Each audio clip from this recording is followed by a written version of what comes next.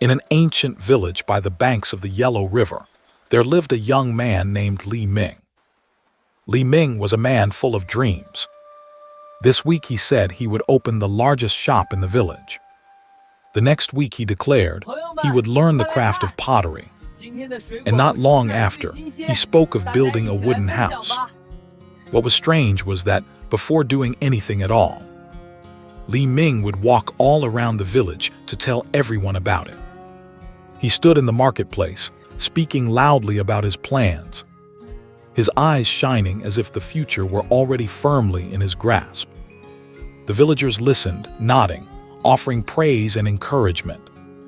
Some even said he was a man of great ambition. Each compliment was like a strong cup of wine, leaving Li Ming lightheaded. That night he slept soundly, his heart filled with a sense of pride. But when dawn came, and it was time to actually begin the work, that enthusiasm vanished. His hands felt heavy, his will drained away. And once again, the work was abandoned. This pattern repeated itself again and again. Li Ming could not understand why he always began with such passion, but ended in giving up. In truth, every time he spoke his dreams aloud, his mind had already received the reward. The praise of others made him feel as if he had already succeeded, even though he had not yet lifted a finger. That false sense of completion slowly extinguished the fire within him. When pride arrives too early, the will to act no longer has a reason to exist. One late afternoon, when the sun had disappeared behind the distant mountains, Li Ming sat alone beside the ancient well at the edge of the village. His heart felt heavy. The dreams that once burned so brightly were now nothing more than words scattered and forgot in the wind. At that moment, an elderly man from the village approached. He was a man of few words, living simply, yet respected by everyone. He looked at Li Ming for a long time, and then slowly asked, "Do you know why a seed never sprouts on bare stone?" The next morning, the old man led Li Ming to a small garden behind his house. He handed him a seed and told him to bury it in the soil. After that, he took another seed, raised it high, called the village children over, and said that this seed would one day become a great tree. The children clapped and laughed loudly. The seed was placed on a large stone, left exposed under the sun. In the days that followed, the old man quietly watered the seed buried deep in the soil. He said nothing and made no display. The seed on the stone, however, gradually dried out, cracked, and then disappeared. A few weeks passed, and a small green sprout emerged from the earth. Li Ming watched the scene. His heart gently stirred. The old man said, "Dreams are just like seeds. They need darkness, silence, and time. If you expose them before the world too soon, words will dry them out. Others may praise them, may laugh, or even step on them. But the moment you speak them aloud, your energy has already been drained." Li Ming suddenly understood. Each time he shared his dreams too early, he had spent his willpower on words. Praise replaced action, making him believe he had already traveled halfway. But in reality, he had not moved at all. The dream had not yet taken root. Before it died young, killed by his own mouth. After his conversation with the old man, Li Ming decided to try living differently.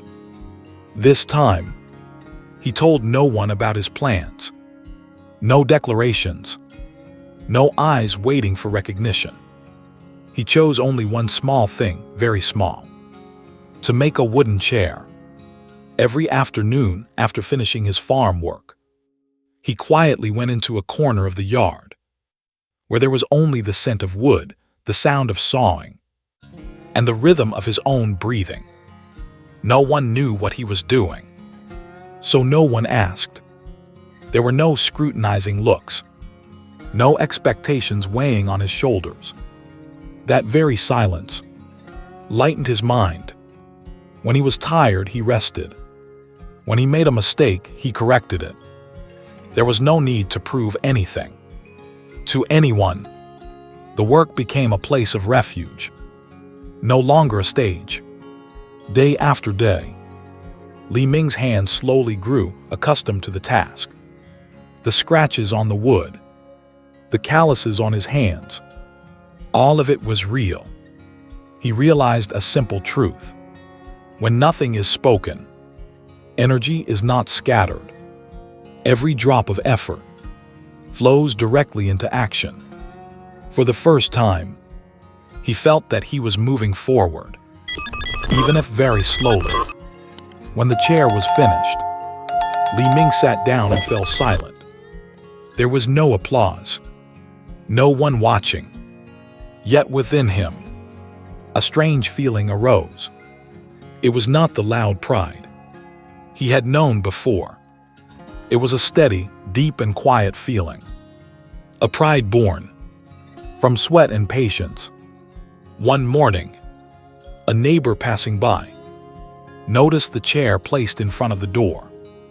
He stopped, touched the surface of the wood, and offered a soft compliment. "Very good." Li Ming simply smiled. He did not explain, nor did he recount the process. Because when the product stands there, words become unnecessary. From that day on, Li Ming continued to work in silence. First a table, then a shelf, then other small items. The villagers gradually came to know him, not because of what he said, but because of what he made. He understood an old but enduring truth. When action is solid enough, it speaks for itself. And at that point, there is no need to say anything more. The story of Li Ming reminds us of a simple lesson that is often forgotten. Dreams must be protected by silence. When spoken too early, we drain our willpower with words and trade action for applause. Praise brings a false sense of fulfillment, making us believe we have gone far, when in reality we are standing still. On the other hand, when we work quietly, we preserve energy, focus, and patience. True results need no promotion, for they will speak on their own. Let action be completed first, and words come later.